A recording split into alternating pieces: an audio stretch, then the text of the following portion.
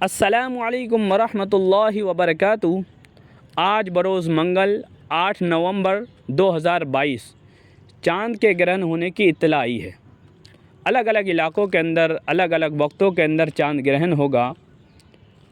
چاند گرہن ہونے کا آخر وقت ہے 6:19۔ اس لیے ضروری سمجھتا ہوں کہ ایسے وقت کے لیے شریعت کے جو احکامات ہیں، ہدایتیں ہیں، وہ احکامات آپ کو بتا دیے جائیں۔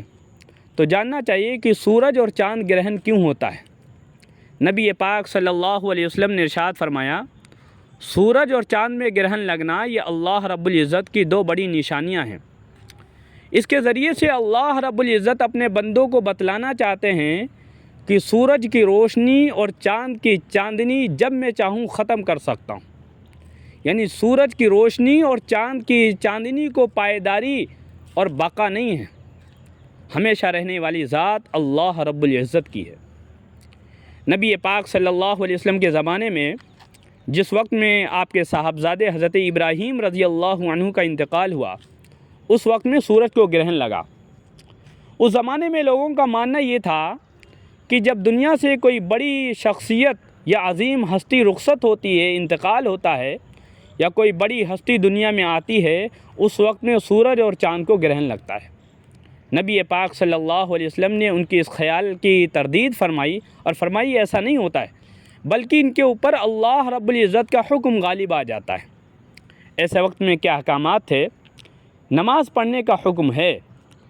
حضرت ابو ہریرہ رضی اللہ عنہ اور حضرت ابو موسیٰ اشعری رضی اللہ عنہ فرماتے ہیں کہ سورج کو جس وقت میں گرہن لگا تو نبی پاک صلی اللہ علیہ وسلم ایسے گھبرا کر کے آپ اٹھے اور مسجد کی طرف دوڑے جیسے کہ قیامت آ گئی ہو، اور آپ نے نماز پڑھی، لمبا قیام کیا، لمبا رکوع کیا، لمبا سجدہ کیا۔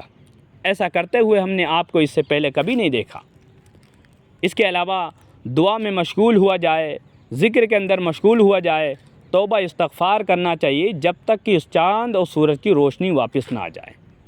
اگر نماز پڑھنے کا مکروہ وقت ہو تو نماز پڑھنے کا حکم نہیں ہے۔ مکروہ وقت میں نماز نہیں پڑھیں گے، بلکہ صرف دعا کریں گے، ذکر کریں گے، توبہ اور استغفار کریں گے۔ اسی طریقے سے ہمارے علاقے کے اندر بعض خیالات اور بھی ہیں لوگوں کے دماغ میں۔ ان کا ماننا یہ ہے کہ جس وقت میں سورج یا چاند گرہن ہوتا ہے، حاملہ عورت کو آگ کے قریب نہیں جانا چاہیے۔ اسی طرح حاملہ عورت کو گھر سے باہر نہیں جانا چاہیے، یا اسی طریقے سے دھاردار چیز کا جیسے چھری ہے یا کسی ہتھیار کو ہاتھ نہیں لگانا چاہیے۔ یہ ساری چیزیں جو ہیں، حاملہ عورت کا آگ کے قریب نہ جانا، گھر سے باہر نہ نکلنے دینا، یا دھاردار چیز کو چھونے سے منع کرنا، یہ صرف خیالات ہیں، اس کے علاوہ کچھ بھی نہیں ہے۔ شریعت میں اس کی کوئی حقیقت نہیں ہے، بیجا اور بے سر و پیر کی باتیں ہیں، اس کی کوئی حقیقت نہیں۔